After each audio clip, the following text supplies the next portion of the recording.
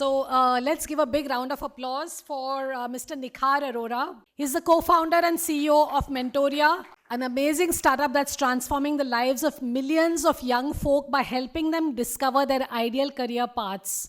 Mentoria bridges the mentorship gap, connecting professionals with experts across 12,000 plus careers, from artists to nuclear scientists.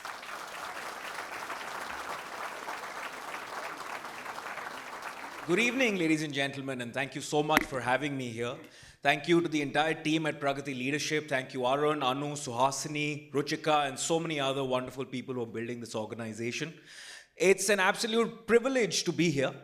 And before I get started, I have two very critical confessions to make. My first one is about why I'm wearing relatively thicker trousers. A 28-year-old guy standing in front of such stalwarts with such immense experience, I'm bound to have terribly shaking knees. And to preserve the nervousness, the trousers had to be a little thicker than usual. My second confession is to Prashant, because I think he had an absolutely phenomenal speech when he came here, touched a chord, and you're going to realize why. But it also made me feel a little bit of a victim of corporate espionage, because the term accidental entrepreneur was a large segment of my speech, and now I don't know how to start.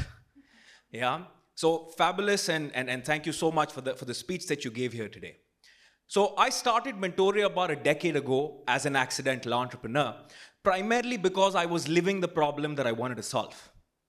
The mission with Mentoria was to transform India and then the world by helping millions of students and working professionals discover what they're deeply passionate about and convert that into their profession, to help people find a job they will really love. And I personally had a very convoluted career journey, from wanting to be a pilot when I was in grade 8, to studying for engineering in 11th and 12th, to getting into filmmaking and advertising in college, to reaching third year of college and having absolutely no idea what I wanted to do with my life.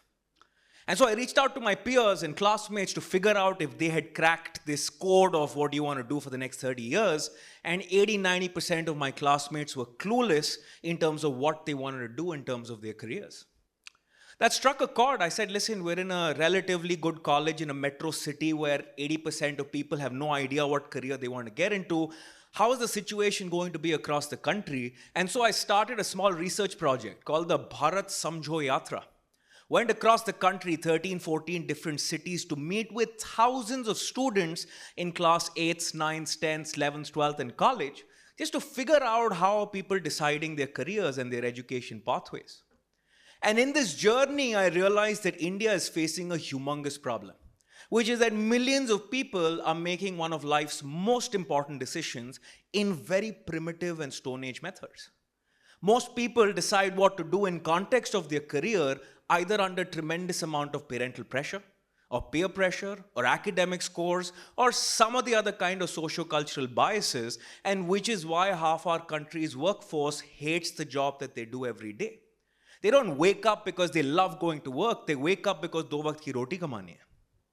And this is translating into the youth of our country as well. We've got 1 in 4 teenagers suffering from depression. We've got 36 students, teenagers, that commit suicide on a daily basis in our country.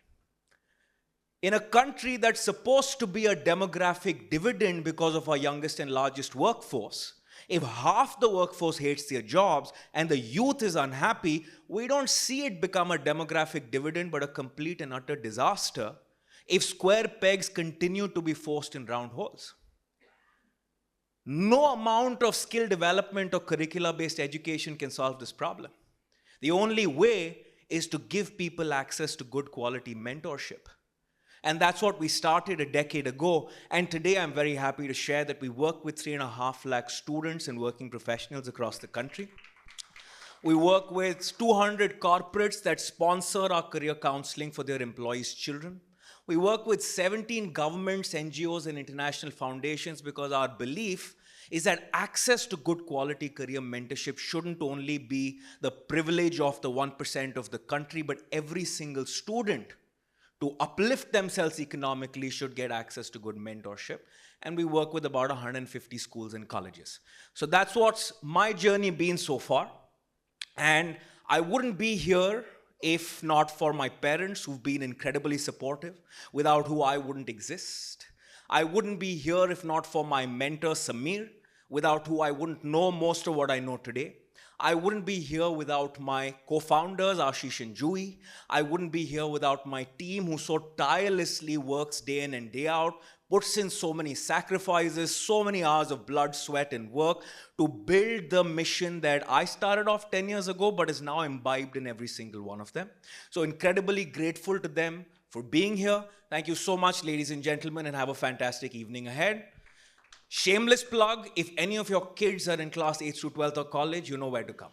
Yeah, thank you.